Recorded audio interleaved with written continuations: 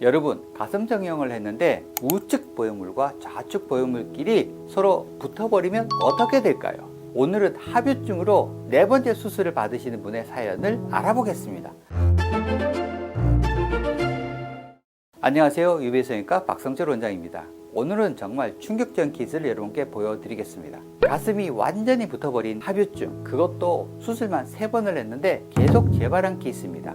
사진을 보면 아시겠지만 가운데가 붙어서 가슴 사이가 전혀 안 보입니다. 유두의 방향도 안쪽으로 끌려 들어가 있고 양쪽 가슴이 하나처럼 보이는 형태가 되었습니다. 이 정도면 단순한 유착이 아닙니다. 근육이 완전히 떨어져 있고 정상적인 구조가 무너지고 보형물의 위치 자체가 완전히 뒤틀린 상황이 되었습니다. 이 여성의 과거 이력을 보면 15년 전에 겨드랑이 절개로 가슴 확대 수술을 받으셨는데 합유증이 와서 6개월 만에 보형물을 제거하였다고 합니다. 그리고 조직이 다시 붓기를 기다렸다가 제거 6개월 후에 다시 겨드랑이 절개로 보형물을 재삽입을 하였습니다. 그런데 안타깝게도 또 합유증이 발생을 하였습니다. 아마 첫 번째 수술을 할 때 대흉근이 전흉골에 붙는 이 부위가 완전히 분리가 되면서 합유증이 발생을 한 것 같습니다. 그런데 만약 보형물을 제거를 할 때 대흉근을 원래 자리에 봉합을 하고 나왔다면 다시 넣을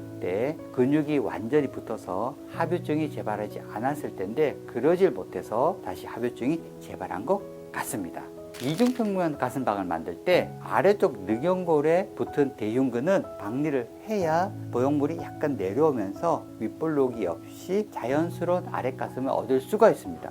그런데 이 가운데 전흉골에 붙은 대흉근을 끊어버리면 합유증이 발생할 수가 있습니다. 합유증 크게 2가지 형태로 나눌 수가 있는데요. 일반적으로 대흉근의 아래쪽 부분만 박리가 되면 보시는 것처럼 이런 모양으로 아래 가운데로 보형물의 변이가 발생합니다. 그래서 합유증과 밑빠짐이 동시에 잘 발생합니다. 그런데 드물게 대흉근이 가운데 전흉골에 붙는 부위가 완전히 끊어져 버리면 수평으로 붙어버리고 서로 관통하게 되어버립니다. 이 케이스는요, 가운데가 완전히 끊어져서 수평으로 붙고 관통이 되어버린 케이스입니다. 대흉근을 정확하게 봉합을 해야 하기 때문에 밑선 절개로 접근을 시작하였습니다. 그런데 믿기 힘든 장면이 나왔습니다. 좌우 가슴이 완전히 관통되어 있었습니다. 우측 절개 창을 통해 반대쪽 보형물이 나로 보였습니다. 사진을 보시면요, 실제로 보형물 표면이 비춰집니다. 기구를 넣어보면 반대쪽 가슴방까지 들어가는 것을 볼 수가 있습니다. 이게 무슨 뜻이냐? 대흉근이 전흉골에서 완전히 떨어졌고 2개의 가슴방은 완전히 관통이 되어서 붙었다는 말입니다.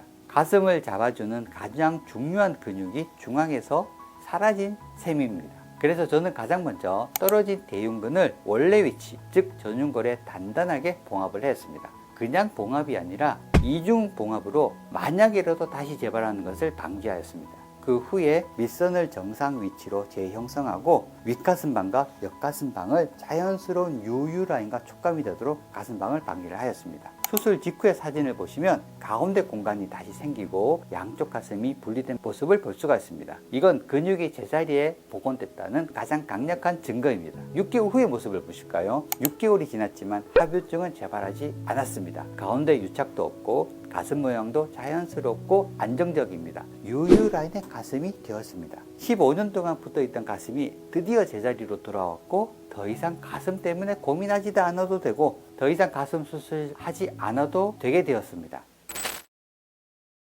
합유증은 단순히 붙는 것이 아닙니다. 근육이 찢어지고 구조가 어긋나고 재발이 반복될 수 있는 심각한 상태입니다. 하지만 정확한 절개, 정확한 시야, 정확한 근육 복원으로 완전히 치유할 수가 있습니다. 여러분 시청해 주셔서 감사합니다.